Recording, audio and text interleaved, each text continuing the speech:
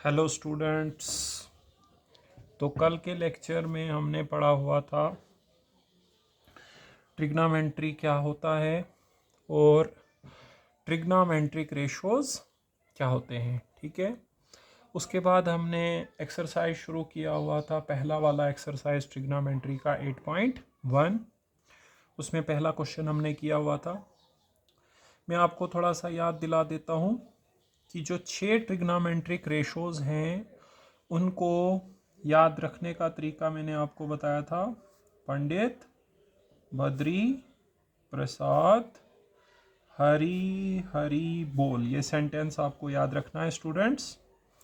जो आपके पास पहला रेशो है परपेंडिकुलर और हाइपोटेन्यूअस का, ये हमें क्या देता है, साइन थीटा। जो दूसरा रेशो है बेस और हाइपोटेन्यूअस का, ये हमें प्रोवाइड करता है कॉस थीटा स्टूडेंट्स। जो हमारे पास तीसरा रेशो है परपेंडिकुलर और बेस का, यह हमें देता है टेन थीटा। और अगर इन तीन का आप रेसिप्रोकल करें, मतलब हाइपोटेन्यूअस अपॉन परपेंडिकुलर, यह हमारे पास होता है cosec theta. Hypotenuse upon base, यह हमारे पास होता है sec theta. Base upon perpendicular cot theta. तो आपको कभी भी भूल जाए तो पंडित बद्री प्रसाद वाला सेंटेंस याद रखें। ठीक है स्टूडेंट्स, तो आज हम सेकंड क्वेश्चन करने जा रहे हैं। ठीक है, मैं पहले यहाँ पे सेकंड क्वेश्चन लिखता हूँ स्टूडेंट्स। देखिए, आपका जो सेकंड क्वेश्चन है वो हम लिख लेते हैं। जो आपका सेकंड क्वेश्चन है, question number second, question number second में बताया गया है स्टूडेंट्स, इन फिगर 8.13, ये एक्चुअली यूनिट के हिसाब से फिगर का नंबर है। Figure 8.13, find tan p minus cot और। तो स्टूडेंट्स यहाँ पे पहले हम फिगर दिखाते हैं आपको, किस प्रकार का फिगर दिया है। इस प्रकार से दिया हुआ है।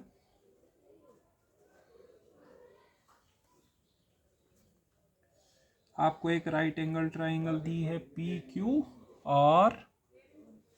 ठीक है स्टूडेंट्स, इसमें हमारे पास पी क्यू जो है ये 12 सेंटीमीटर दिया है और जो पी आर है ये 13 सेंटीमीटर दिया हुआ है। और आपको बोला है निकालने के लिए tan p माइनस कॉट और। तो स्टूडेंट्स सेकंड क्वेश्चन आ रहा है आपके सामने। इस एक्सरसाइज में से आपके एग्जाम में कोई ना कोई क्वेश्चन आता है, तो बहुत ही महत्वपूर्ण एक्सरसाइज है from the examination point of view. ये आपके सामने है एक राइट एंगल ट्राइंगल स्टूडेंट्स, जिसका हाइपोटेन्यूअस दिया है 13, परपेंडिकुलर 12।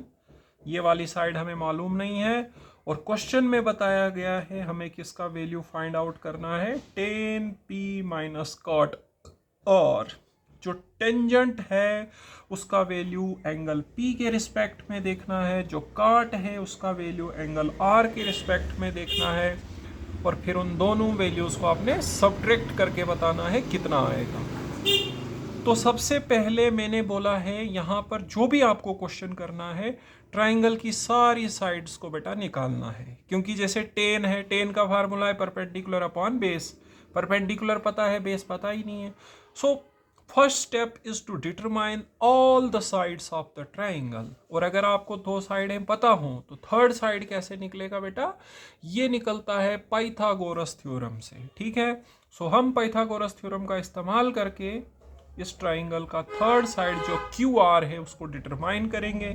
जब हमें सारी साइडें पता चलेंगी तो हम पी एंगल के रिस्पेक्ट में टेन का वैल्यू देखेंगे और फिर आर एंगल के रिस्पेक्ट में कॉट का वैल्यू देखेंगे, और उन दोनों को हम सब्ट्रैक्ट करके बताएंगे कि इनका वैल्यू क्या आ रहा है स्टूडेंट्स। ठीक है, तो जब आप सॉल्यूशन लिखेंगे एग्जाम में, ये डायग्राम सबसे पहले यहाँ पे बनाएंगे। ठीक है, फिर लिखेंगे। मैंने डायग्राम बना लिया, अब मैं नहीं बनाऊंगा दोबारा से। आप यहाँ पे डायग्राम साइड में बनाएं और यहाँ से लिखें। ठीक है, तो स्टूडेंट्स सबसे पहले जो क्वेश्चन में दिया है वो आप लिखिए। क्या कुछ दिया है आपके पास? एक राइट ट्राइंगल दी है जिसका राइट एंगल क्यू पे है और दो साइडें दी हुई है, यही पहले लिखना होता है क्वेश्चन में। Here P Q R is a right triangle comma right angled at Q। तो यहाँ पे स्टूडेंट्स पी क्यू आर एक राइट ट्राइंगल है और इस राइट ट्राइंगल का राइट एंगल कहाँ पे है स्टूडेंट्स? क्यू पे। ठीक है, अब देखिए हमें दिया हुआ है पी क्यू साइड।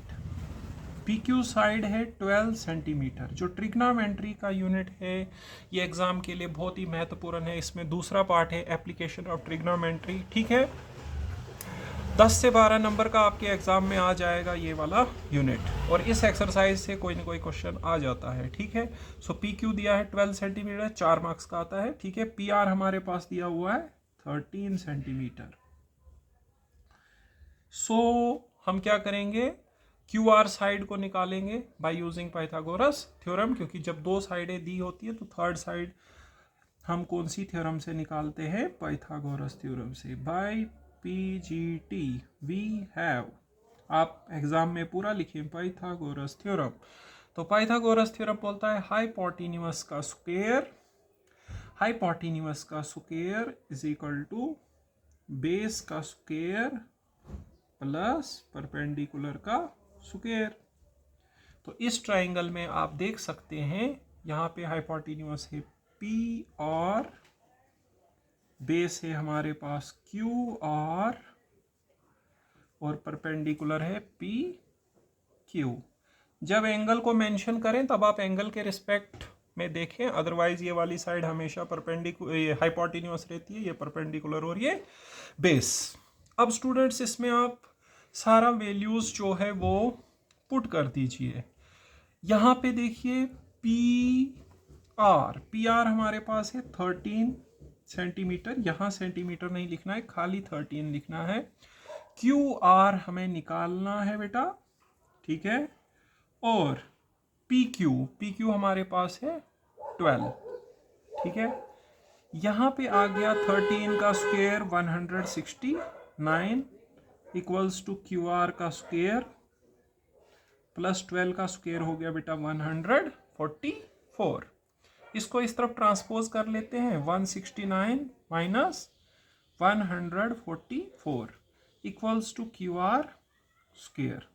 ये स्टूडेंट्स आ गया हमारे पास 25 equals to Q R square. Root का इस्तेमाल करें दोनों तरफ से, रूट का इस्तेमाल करें स्टूडेंट्स दोनों तरफ से, तो आपके पास आ जाएगा root of 25 equals to root of Q R का स्क्वायर। स्क्वायर रूट कैंसिल हो गया, 5 is equal to Q R, और you can say Q R equal to 5 centimetre. So we have determined the third side of the triangle which is QR and it is equal to 5 centimetre.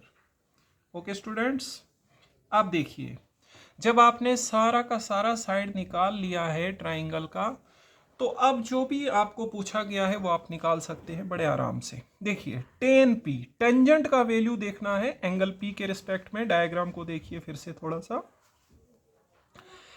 Angle P के respect में tan का value देखना है।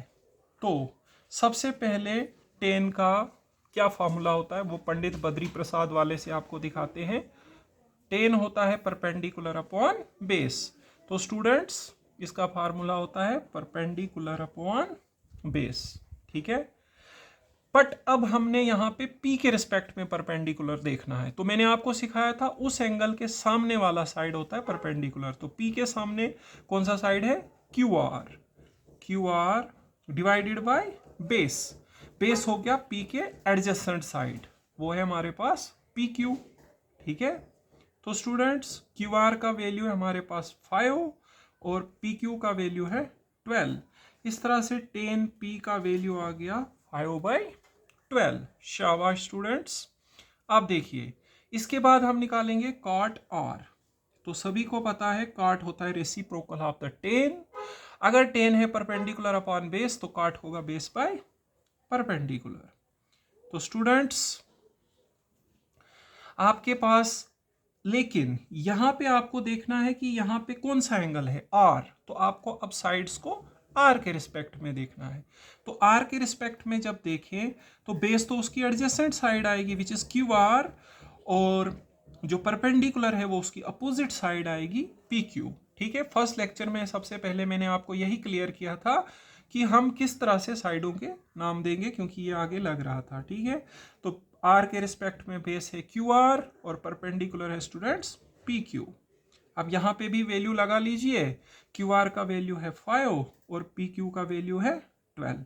सो दोनों का value same ही निकला है, 10p equals to 5/12 and then cot R ये भी निकला है 5/12। अब हम इन दोनों को सब्ट्रैक्ट कर लेते हैं students. So 10p minus cot R, this is equal to 5/12 minus 5/12 which is equal to 0। तो यहाँ पे जो हमें पूछा गया था उसका वैल्यू आ गया 0। मैं आपको फिर से थोड़ा सा रिवाइज करा देता हूँ इस क्वेश्चन को। देखिए स्टूडेंट्स, आपको यहाँ पे सेकंड क्वेश्चन में एक ट्राइंगल प्रोवाइड किया गया था जिसका दो साइड आपको दिया हुआ था परपेंडिकुलर और हाइपोटेन्यूस, और आपको निकालना है 10p माइनस कॉट आर। कुछ भी निकालना हो पहले सारी साइडें निकालनी है। तो हमने पाइथागोरस थ्योरम का इस्तेमाल किया और क्यू आर साइड को निकाला। ठीक है, और वो क्यू आर साइड हमारे पास आया हुआ था 5 सेंटीमीटर। जब वो हमें मिल गया उसके बाद हमें 10 की वैल्यू p के रिस्पेक्ट में देखनी है। तो आप एंगल p को ध्यान में रखें। ठीक है, और पहले तो 10 का फार्मूला परपेंडिकुलर अपॉन बेस होता है, वो आपको वो पंडित बद्री प्रसाद वाले फार्मूले से याद रखना पड़ेगा। ठीक है, उसके बाद आर एंगल के रिस्पेक्ट में आपने काट की वैल्यू देखी, वहां फिर से साइड्स चेंज हो जाएंगी। ठीक है, और दोनों को सब्ट्रैक्ट किया और सब्ट्रैक्ट करके बाद आपका आंसर कितना आया, 0। ठीक है, ओके स्टूडेंट्स, अब हम थर्ड क्वेश्चन पे चलते हैं। ठीक है, तो देखिए थर्ड क्वेश्चन अब थोड़ा सा डिफरेंट है। पहले दो क्वेश्चन एक जैसे थे, उनमें ये था कि दो साइड्स दी थी, आप थर्ड निकालते थे पाइथागोरस थ्योरम की मदद से, और उसके बाद जो भी आपको पूछा जाता था वो आप फाइंड आउट करते थे। बट थर्ड क्वेश्चन देखिए किस तरह से डिफरेंट है, मैं आपको बताता हूँ। क्वेश्चन नंबर थर्ड में क्या बताया गया है बच्चों। क्वेश्चन नंबर थर्ड है हमारे पास, if sine A equals to 3/4, if sin A equals to 3/4, हमें निकालना है calculate cos A and tan A। हमें cos का वैल्यू और tan का वैल्यू पूछा गया है। ठीक है स्टूडेंट्स, तो यहाँ पे हमें दिया हुआ है साइन का वैल्यू 3/4। ठीक है, आप लोगों को मैं बता दूं, आप ये वाली बुक परचेज करें, ये आपकी नई वाली बुक आई हुई है। ठीक है, इसमें ये जो है जो सिलेबस में हट गए हैं यूनिट वो निकाल दिए गए हैं। कुछ लोगों के पास पुरानी बुक होती है तो उसमें फिर पता नहीं चलता है, एक्सरसाइज नंबर वगैरह वो सब गलत होता है। ठीक है, तो ये न्यू बुक अभी आई हुई है। ठीक है, तो अगर आप बुक नहीं भी परचेज करते हैं तो कोई दिक्कत नहीं है, आपको कोई ज़रूरत नहीं है बुक खरीदने की, क्योंकि यहाँ पे आपको पूरा नोट्स मिल जाएगा। आप उसको प्रिपेयर करिए, और मैंने आपको कल के लेक्चर में बताया आपको 100% मार्क्स आएंगे जब आप इसको प्रिपेयर करेंगे।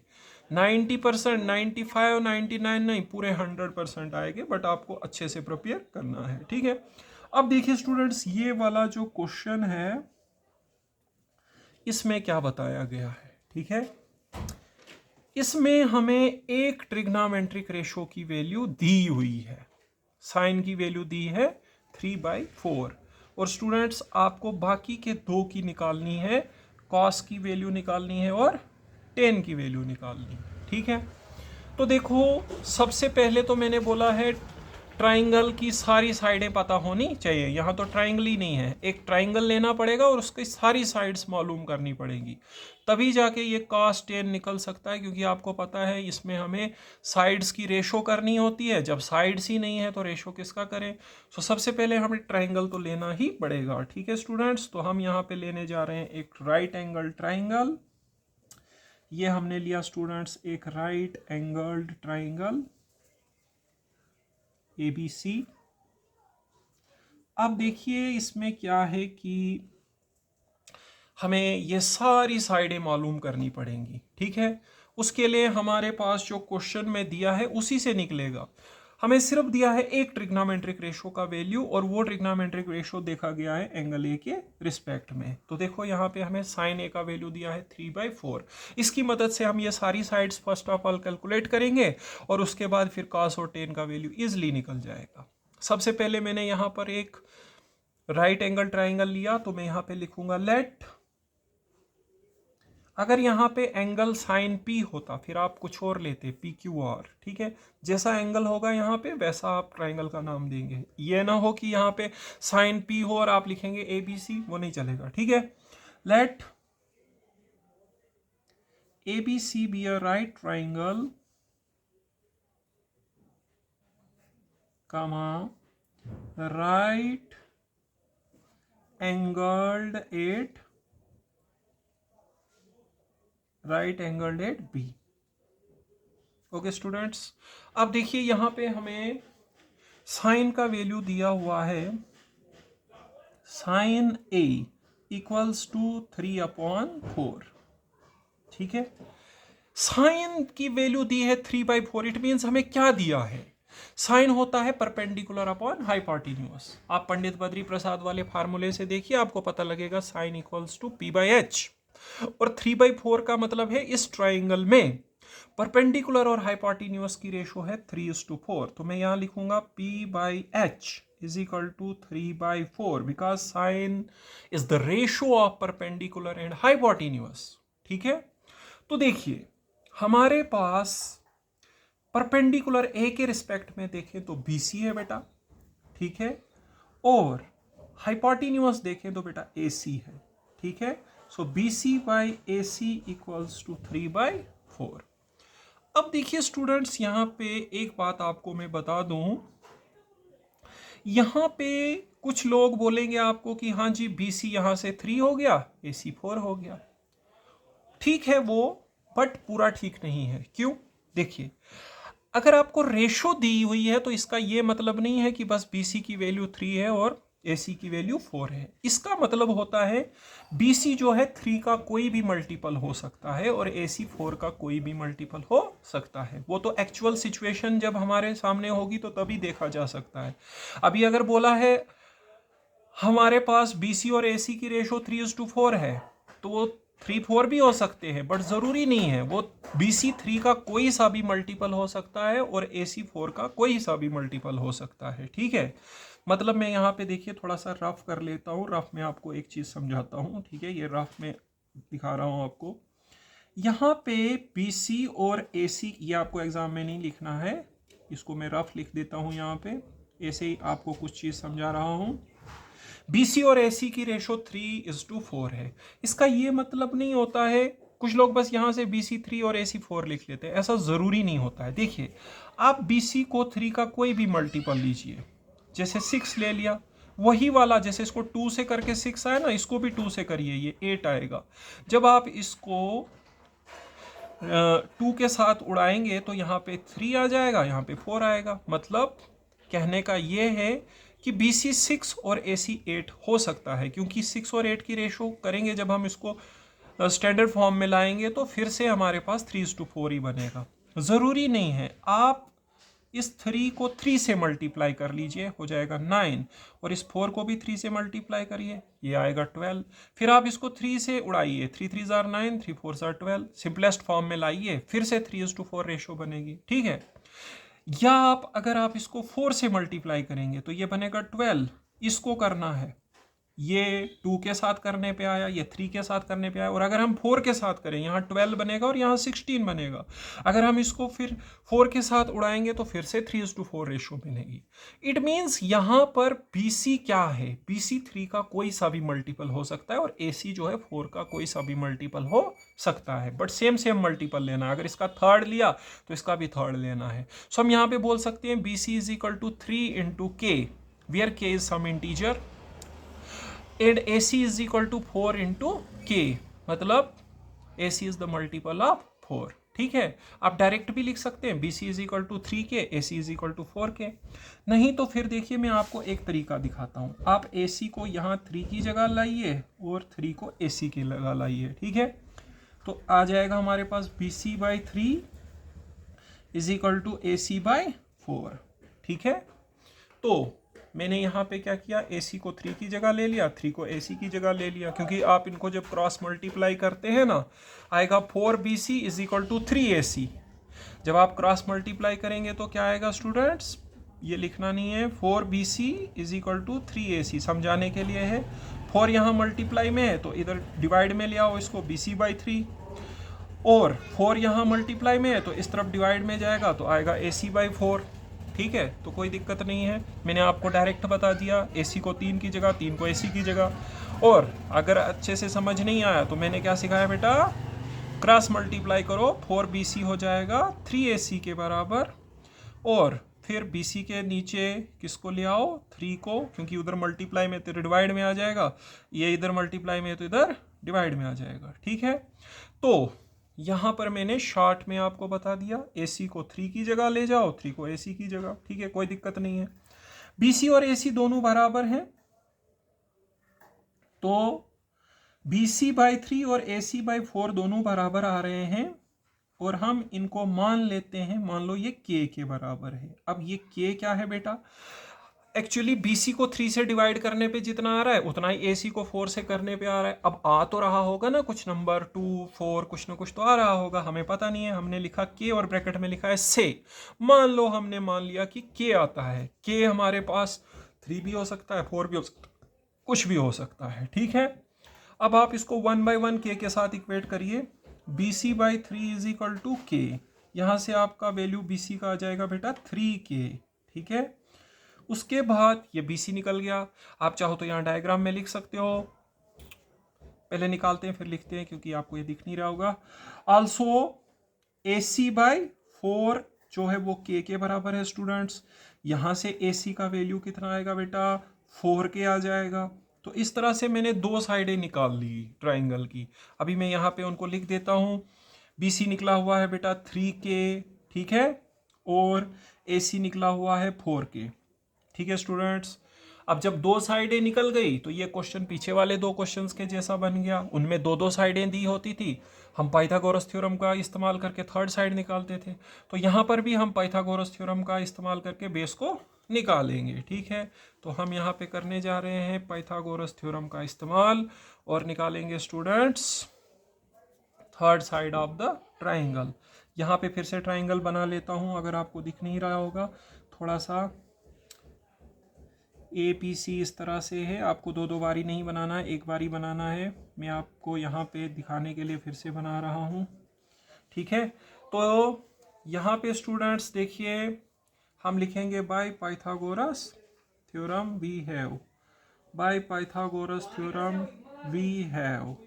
लगाइए पाइथागोरस थ्योरम बेटा, आएगा यहाँ पे AC का स्क्वायर मतलब हाइपोटेन्यूज का square is equal to base का स्क्वायर, बेस है हमारे पास AB प्लस परपेंडिकुलर का स्क्वायर, परपेंडिकुलर है BC। ठीक है, तो अब देखिए यहाँ पे AC की वैल्यू है 4K, तो आएगा 4K का स्क्वायर, AB का स्क्वायर प्लस BC का स्क्वायर, BC है 3K। तो ये बन गया 4K का स्क्वायर हो गया 16K square is equal to AB square plus 9K square. ठीक है स्टूडेंट्स, अब देखिए इस 9K स्क्वायर को आप इस तरफ ट्रांसफर कर लीजिए, ये नेगेटिव हो जाएगा। ठीक है, 16K square minus 9K square is equal to AB का square. 16K square minus 9K square 7K square होते हैं, 7K square equals to AB का स्क्वायर। अब देखिए स्टूडेंट्स हम रूट लगा लेते हैं दोनों तरफ से, तो आएगा root of 7K square equal to root of AB का स्क्वायर। ये स्क्वायर और रूट हो गया कैंसिल, क्योंकि रूट की वैल्यू होती है 1/2 और 2 और 1/2 को मल्टीप्लाई करोगे तो कैंसिल ही होगा ना। यहाँ रूट को अलग अलग कर दो, सेपरेट कर दो बेटा। ठीक है, तो यहाँ पे क्या आ जाएगा, स्क्वायर रूट हो जाएगा कैंसल। तो ए बी की वैल्यू आ जाएगी बच्चे √7k, ठीक है। तो ए बी हमारे पास आ गया यहाँ पे √7k। अब जो भी इन्होंने पूछा था हम बहुत ही आसानी से निकाल सकते हैं। जैसे हमें क्वेश्चन में पूछा गया था cos a, तो cos का वैल्यू a के रिस्पेक्ट में, cos होता है बेस अपॉन हाइपोटेन्यूस। a के रिस्पेक्ट में अगर आप देखेंगे तो बेस है ए बी और हाइपोटेन्यूस है ए सी। सो यह आएगा हमारे पास √7k/4k, के बेटा हो गया कैंसल। सो हमारे पास आया √7/4। शाबाश। उसके बाद हमें बच्चे पूछा गया है tan a का वैल्यू। तो tan होता है परपेंडिकुलर अपॉन बेस, a के रिस्पेक्ट में परपेंडिकुलर है BC और बेस है बेटा AB, मतलब यह आएगा 3k/√7k, के कैंसिल हो जाएगा तो tan का वैल्यू आ गया 3/√7। एक बार इस क्वेश्चन को रिवाइज कराता हूँ बेटा। देखिए हमारे पास यहाँ पे एक ट्रिग्नोमेट्रिक रेशो दिया हुआ था और दो पूछे गए थे, कोई साइड्स वगैरह नहीं प्रोवाइड की गई थी। फर्स्ट 2 क्वेश्चंस में दो साइड्स दी थी, आप तीसरी निकालते थे। यहाँ कोई साइड वाइड ट्राइंगल वाइंगल नहीं दिया था। सबसे पहले आपने एक ट्राइंगल ले लिया, ठीक है।